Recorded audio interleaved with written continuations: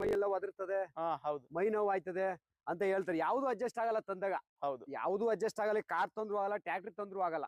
ಹೌದು, ಅದು ದೊಡ್ಡ ಸಮಸ್ಯೆ ಅವ್ರಿಗೆ. ಹೋಗಿ ಹೋಯ್ತಾ ಹೋಯ್ತಾ ಹೋಯ್ತಾ ಅದು ಒಂದು ರೂಢಿ ಆಗ್ಬಿಡ್ತದೆ. ಹೌದು, ಅದು ಬ್ಯಾಲೆನ್ಸ್ ನಮಗೆ ಬೇಕಾದಾಗ ಸಿಕ್ಬಿಟ್ರೆ ಅದು ಹೆವಿ ಇನ್ಸಲ ನಮ್ಗೆ ಮೈ ಒದ್ರೋದು ಎಲ್ಲಾನು ಹೆವಿನೇ. ದನ ತಂದ್ರು ಕಷ್ಟ, ವಾರೊಳಗ್ ಸಂದು ತಿರ್ಗ್ಬೇಕು ಅಂತಾರೆ.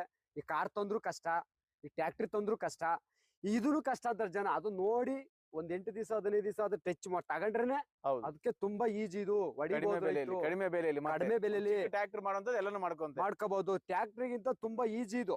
ರೈತರಿಗೆ 5 ಎಕರೆ 10 ಎಕರೆ ಜಮೀನು ಇರೋ ತುಂಬಾ ಅಡಿಕೆ ಗಿಡ, ತೋಟ, ಬಾಳೆ ಗಿಡ, ಟೊಮೊಟೊ ಬೆಳೆಗಳು ಸಣ್ಣ ಪುಟ್ಟ ದೊಡ್ಡದೆಲ್ಲ ಮಾಡ್ಕೋಬಹುದು ಅಲ್ವಾ? ಹೌದು. Okay okay, super sir. ತೋರಿಸಿ ಸರ್ ಮತ್ತೆ ಪ್ರಾಕ್ಟಿಕಲ್. ಈಗ ಸ್ಟಾರ್ಟ್ ಮಾಡ್ತಾ ಇದೀನಿ ನೋಡಿ. ಇದು ಮಾಡಿ ಸರ್. Okay sir. ಈಗ ಬ್ಲೇಡ್ ಐತಿ ಇದು. ಓಕೆ ಸರ್, ಇಲ್ಲೇ ಬನ್ನಿ ಬ್ಲೇಡ್ಗೆ. ಇದು ಬ್ಲೇಡ್ ಈಗ ಫ್ರಂಟ್ ಓಡ್ತದೆ, ಬ್ಯಾಕ್ ಓಡ್ತದೆ ನೋಡಿ. ಓಕೆ, ಈಗ ಬ್ಯಾಕ್ ಓಡ್ತಾ ಇತ್ತು ಇದು. ಓಕೆ ನೋಡಿ, ಬ್ಯಾಕ್ ಓಡ್ತಾ ಇತ್ತು. ಓಕೆ, ಈ ತರ ಈಗ ಫ್ರಂಟ್ ಓಡ್ತದೆ. ಓಕೆ ನೋಡಿ, ಈಗ ಫ್ರಂಟ್ ಓಡ್ತದೆ ಗಾಡಿ. ಹೌದು, ಫ್ರಂಟ್ ಓಡ್ತಾ ಇದೆ ನೋಡಿ, ಫ್ರಂಟ್ ಓಡ್ತಾ ಇದೆ. ಸರಿನಾ? ಈಗ ನೋಡಿ, ಈಗ ಮೂವ್ ಮಾಡ್ತಾ ಇದೀವಿ. ಮಾಡಿ. ಈಗ ಮೂವಿಂಗ್ ಮಾಡ್ತಾ ಇದೀವಿ.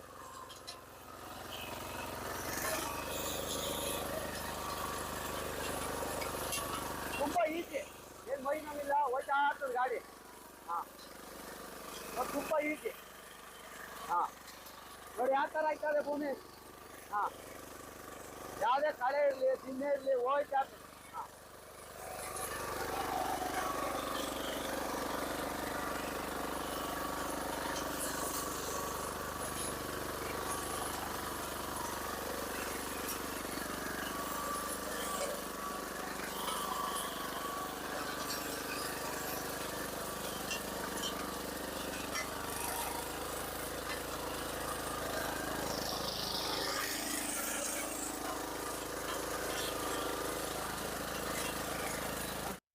ಇದು 4ನೇ ನೋಡಿ, ನೇಗ್ಲಿದು.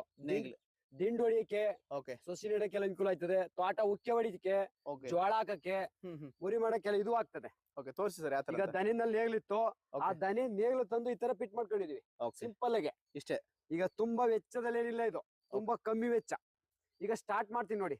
ಮಾಡಿ. ಓಕೆ ಸರ್, ಮಾಡ್ತಾ ಇದೀವಿ ಈಗ.